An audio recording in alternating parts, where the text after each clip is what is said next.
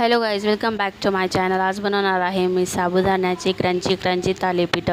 रेसिपीला सुरुवात करू। साबुदाणा मी मिक्सरमध्ये टाकला आहे। आधी पूर्ण बारीक पावडर करून घ्यायची अशी साबुदाण्याची।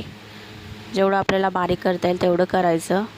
हे बघा, मी तुम्हाला दाखवते। हे बघा, आता शेंगदाणे मी भाजून घेतलेले आहेत। हिरव्या मिरच्या आपण भाजून घ्यायच्या, नाही तर बारीक कट पण करू शकतात आपण।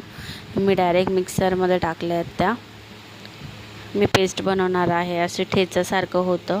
हे बघा, थोडे जिरे घेतले आणि 2 बटाटे मी बॉईल करून घेतलेले, त्यांना मॅश करून घ्यायचे। हे बघू शकतात तुम्ही। असं मिक्स करायचं आणि चवीपुरता मीठ घ्यायचे। आता हे छान मिश्रण असं मिक्स करून घ्यायचे आणि आता याच्यात थोडंसं तेल टाकायचे, आपल्याला मदत होते। आता असे छोटे छोटे गोळे बनवून घ्यायचे आणि आता लाटून घ्यायचं, नाही तर थापून घ्यायचं, आपल्याला जसं आवडेल तसं। आणि गरम पॅनमध्ये तेल टाकायचं आणि मस्त फ्राय करून घ्यायचे।